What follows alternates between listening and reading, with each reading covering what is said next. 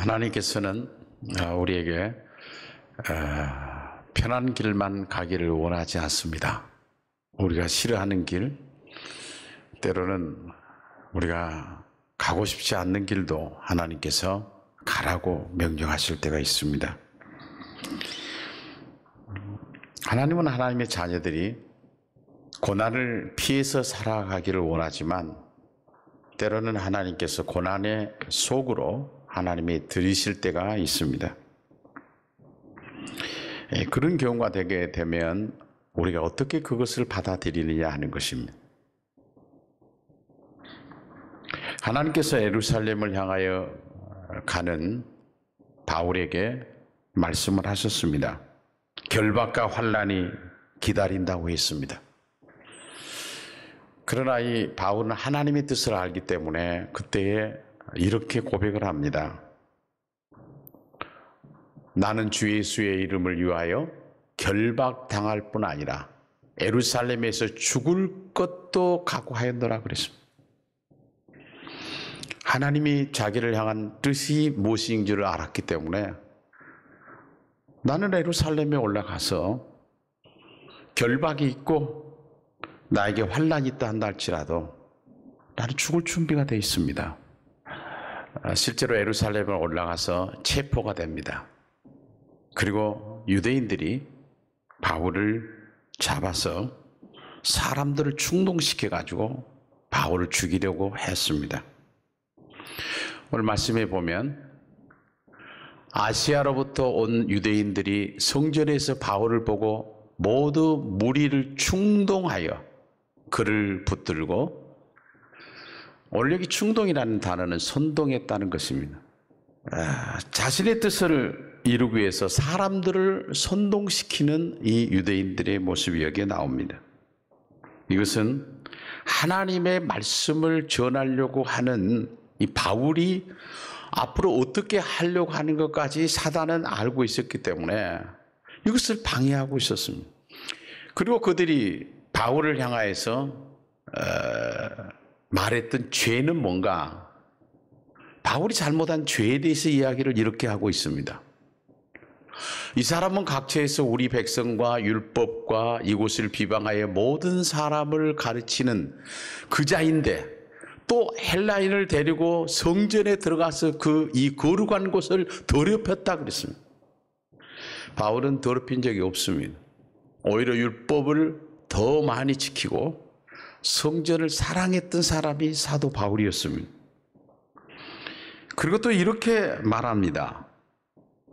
이는 그들이 전에 에베소 사람 드로비모가 바울과 함께 시내에 있음을 보고 바울이 그를 성전에 데리고 들어간 줄로 생각함이로라. 이건 얼마나 위험한 생각입니까? 지금 바울을 죽이려고 생각을 했어요. 근데 그건 사실하고 다른 생각을 하고 있다는 사실입니다. 그런데 이렇게 바울을 아닌 것을 붙여가지고 바울을 죽이려고 했던 사람들이 누구였냐면 유대인들이었습니다. 이방인이 아니었습니다. 가장 가까운 동족이었습니다. 이것은 우리에게 무엇을 말해주고 있는가? 사탄은 우리가 가까운 사람을 통해서 역사하고 있다는 것을 보여주고 있습니다. 그리고 난 다음에 바울을 죽이려고 성전 밖으로 끌고 나갑니다. 말씀을 보면 온 성이 소동하여 백성이 달려와 모여 바울을 잡아 성전 밖으로 끌고 나갔다. 이제 바울은 억울한 죽음 앞에 서 있습니다. 최소한의 재판 과정을 겪지도 않고 바울을 죽이려고 했습니다. 그런데 누구 하나 이럴 때 도와준 사람이 한 사람도 없었습니다. 오직 바울 혼자 남았습니다. 바울 혼자 죽음 앞에 서 있습니다. 그러나 하나님께서는 침묵한 것이 아니라 사도 바울을, 그 상황을 보고 있었습니다. 그 말씀이 31절에 이렇게 나옵니다. 그들이 그를 죽이려 할 때에 온 예루살렘이 요란하다는 소문이 군대의 천부장에게 들림에 그랬습니다. 여기 나오는 천부장이라고 하는 사람은 그때 당시에 예루살렘의 치안을 맡고 있는 사람인데 1000명의 군사들을 이끌고 있는 천부장이었습니다. 이 천부장이 하나님께서 그를 통해서 바울을 구출하게 됩니다.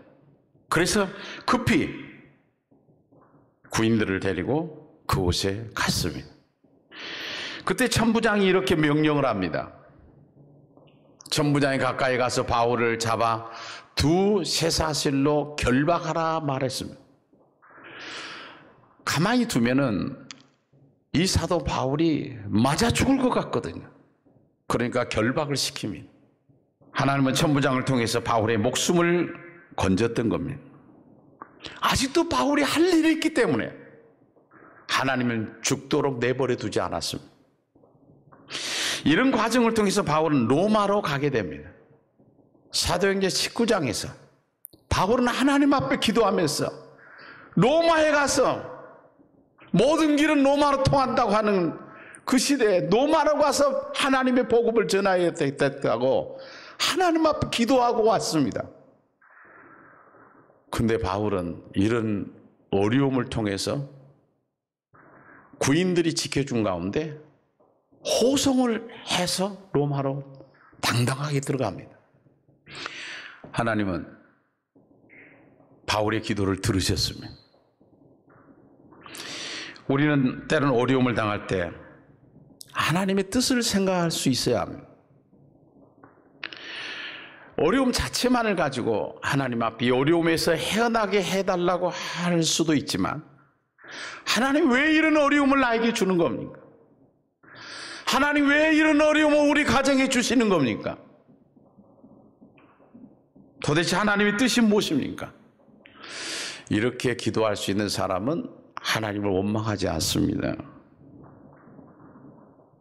하나님이 하신 일을 기다리는 것입니다. 바울은 여기까지 아무 말이 없습니다. 그 앞에서 펼쳐지는 엄청난 일들이 있지만 그는 그 입에서 말 없이 그 모든 것을 받아들이면서 도대체 하나님 뜻이 뭔가를 기다리고 있었습니다. 성경에는 위대한 인물들이 많이 나옵니다. 믿음으로 살다가 어려움을 당하는 사람들의 모습이 성경에 많이 기록되어 있습니다. 그 사람 다 얘기할 수 없지만 다니엘 같은 경우가 사도 바울을 닮았어요. 오히려 바울이 다니엘을 닮았겠죠. 기도를 하지 못하게 합니다. 그때 다니엘서에 보면 이렇게 말합니다. 조세의 의인이 지킨 것을 알고도 자기 집에 돌아가서는 그 방에 예루살렘으로 향하여 열린 창에서 전에 행하던 대로 하루 3번씩 무릎을 꿇고 기도하며 그 하나님께 감사하였더라. 의인이 지켰다는 건 왕이 명령한 거 아니에요. 만약에 위반하면 죽이는 거예요. 그런데 그것도 하루에 3번씩 기도하였더라 그랬어요. 그리고 성경에 감사하였더라 그랬어요. 똑같아요. 그런 상황 속에 바울도 감사했고 그들의 마음은 평안했습니다. 믿음으로 말씀대로 살려다가 박해를 당하고 욕을 먹고 거짓으로 우매하고 악한 말을 들을 때 복이 있다는 것을 알았기 때문에 박해를 받으면서도 바울은 하나님께 감사할 수가 있었습니다. 여러분은 예수님 때문에 어떤 어려움을 겪어본 적이 있나요? 혹시 여러분이 예수 믿는 것 때문에 굶어 보았나요? 누구에게 폭행을 당해 보았나요? 여러분이 예수 믿는 것 때문에 모욕적인 말을 들어보았나요? 그렇게 들어야 된다는 것이 아니라 그런 상황 속에서도 지금까지 예수를 믿고 있다고 하는 것은 하나님의 특별한 은혜입니다. 바울이 예수를 만나고 하나님께서 자신을 향한 그 뜻을 따라서 죽기를 각오했던 것입니다. 디모데후서 4장 7절로 8절에 보면 우리가 개역 성경을 계속 봤기 때문에 현대인의 성경으로 보니까 아주 우리에게 와닿는 말씀입니다. 내가 선한 싸움을 싸우고 모든 일을 다 마치고 믿음을 지켰으니 이제 남은 것은 의의 면류관을 받을 일뿐입니다. 이것은 의로운 재판장이신 주님이 재림하신 날에 나에게 주실 것이며 나에게만 아니라 주님이 다시 오시기를 사모하는 모든 사람들에게 주실 것입니다. 바울은 하나님의 뜻을 주사 살고 난 다음에 하나님이 나를 위해서 면류관을 준비하고 있음을 고백하면서 그것을 바라보고 넉넉하게 하나님 나라로 들어갑니다. 그러기 전에 정말 주님을 사모하고 살아간 자들에게 나 같은 일이 있을 것이라고 말해주고 있습니다. 사랑하는 성도 여러분, 우리가 언젠가 이 세상을 떠나게 될 건데 지금 이대로 우리가 세상을 떠난다고 하면 잘했다고 하나님께서 말할 수 있다면 잘 사는 겁니다. 성경에 왜 이런 말씀을 기록하고 있을까요? 이 시대를 살아가고 있는 우리들에게 하나님께서 축복의 말씀으로 주시는 겁니다. 지나온 삶은 우리가 마음대로 살았을지라도 남은 여생은 바울처럼 말할 수 있는, 그래도 하나님 앞에 나에게 향한 하나님의 뜻을 실천하다가 왔노라고 말할 수 있는 그런 우리의 삶이 되었으면 좋겠습니다.